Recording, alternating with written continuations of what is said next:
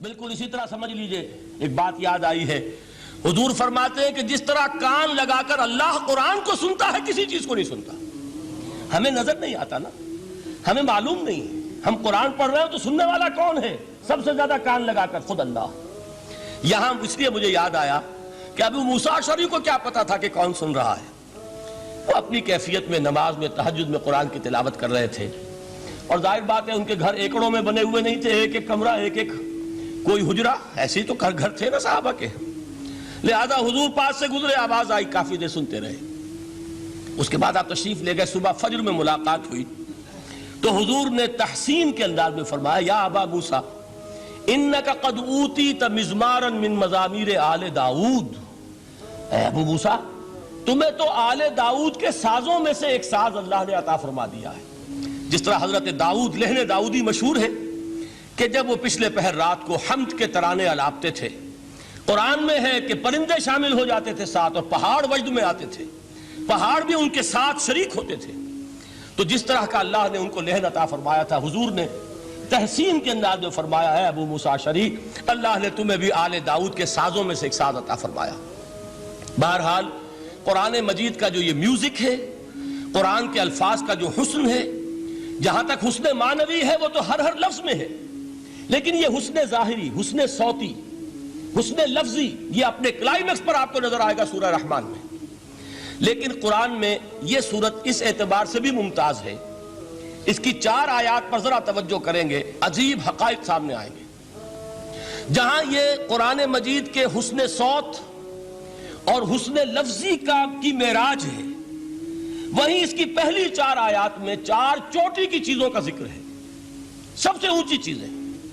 پہلی آیت کیا ہے؟ الرحمن، ایک آیت ہو گئی۔ رحمان کیا ہے؟ اللہ کا نام ہے۔ کبھی آپ نے غور کیا اللہ کے ناموں میں سب سے پیارا نام کون سا ہوگا؟ رحمان۔ کیوں؟ اس کا مادہ کیا ہے؟ رحمت۔ ہمیں سب سے بڑھ کر جس چیز کی ضرورت ہے وہ کیا ہے؟ رحمت خدا بندی۔ نام اچھی طرح سن لیجئے اس حضور کے قول کو۔ حضور فرماتے کوئی شخص جنت میں مجرد اپنے عمل کی بنیاد پر داخل نہیں ہو سکے گا جب تک کہ رحمت خدا بندی دستگیری نہ کرے۔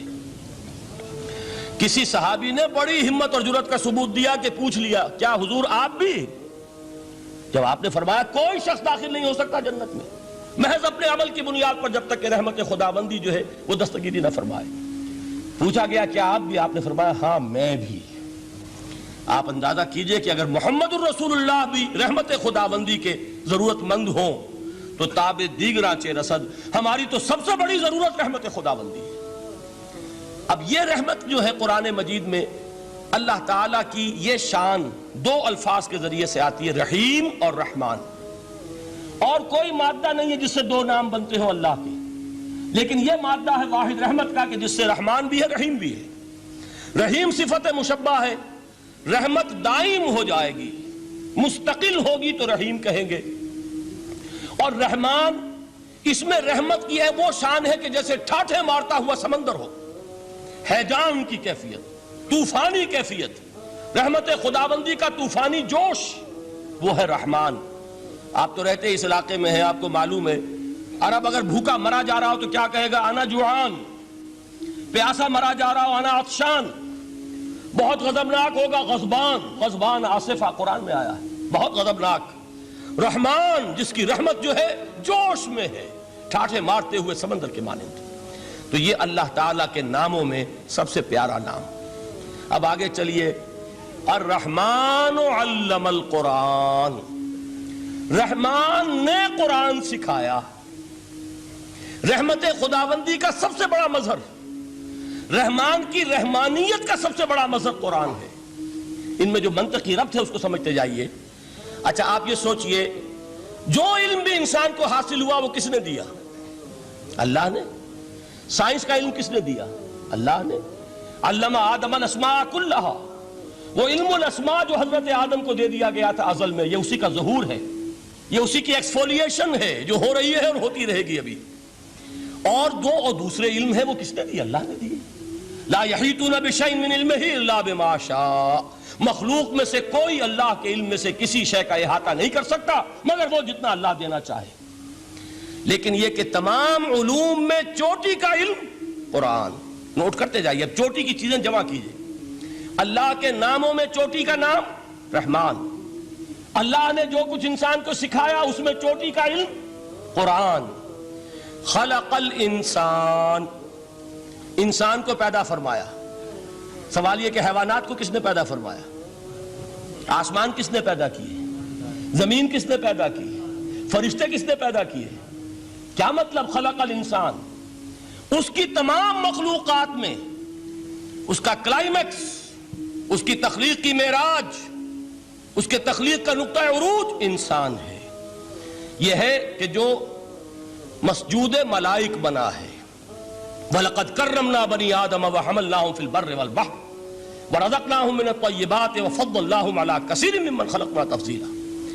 تو تخلیق میں سب سے اونچی تخلیق انسان کی، علموں میں سب سے اونچا علم قرآن کا، اللہ کے ناموں میں سب سے اونچا نام رحمان. اب آئیے چوتھی چیز، علمہ البیان، انسان کو بیان کی صلاحیت عطا فرمائی.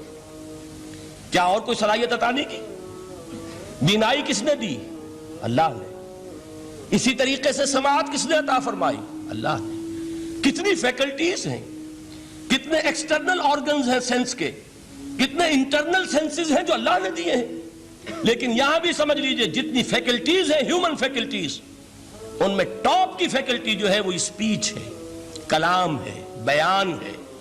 جن لوگوں نے میڈیکل سائنس کا مطالعہ کیا ہے وہ جانتے ہیں کہ یہ برین ہے، ہیومن برین، اس برین میں جو وہ اوپر ایک زرد سا مادہ ہوتا ہے، گرے میٹر، اس کی ایک کوٹنگ ہوتی ہے. یہ ہائیسٹ ایوالوڈ فارم ہے اور اس میں سب سے بڑا رقبہ جو ہے وہ اسپیچ سینٹر کہلاتا ہے.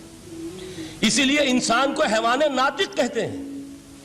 حیوان کے اور انسان کے مابین امتیاز قائم کیا گیا، نطق، گویائی، بولنا. اب یہ کیا چیز ہوئی؟ انسان کی صلاحیتوں میں سے سب سے اونچی صلاحیت. 4 آیتیں ہو گئی نا. اللہ کے ناموں میں سب سے چوٹی کا نام رحمان. اس نے جو علوم پیدا کیے ان میں چوٹی کا علم قرآن. اس نے جو مخلوقات پیدا فرمائی ان میں چوٹی کی مخلوق انسان. انسان کو جو صلاحیت اور استعدادات عطا فرمائی ان میں چوٹی کی استعداد بیان. جمع کیجئے نتیجہ کیا نکلے گا؟ وہ نتیجہ ایک حدیث نبوی کی شکل میں سامنے آتا ہے. پہلی حدیث میں نے یہی پڑھی تھی، اس کے راوی کون ہے؟ عثمان ابن عفان. میں حیران ہوتا ہوں وہ قافیہ یہاں بھی موجود ہے، رحمان قرآن، بیان انسان، عثمان عفان. باپ کا نام بھی اسی وزن پر ہے، عثمان ابن عفان. عن عثمان ابن عفان رضی اللہ تعالی عنہ قال قال رسول اللہ صلی اللہ علیہ وسلم. حضرت عثمان شہید مظلوم ذو النورین رضی اللہ تعالی عنہ فرماتے ہیں کہ اللہ کے رسول صلی اللہ علیہ وسلم نے فرمایا خیرکم من تعلم القرآن وعلمہ. تم میں سے بہترین لوگ وہ ہیں جو قرآن سیکھیں اور سکھائیں. قوت بیان جو تمہاری ٹاپ فیکلٹی ہے، اس کا استعمال کسی گھٹیا کام کے لیے نہیں ہونا چاہیے.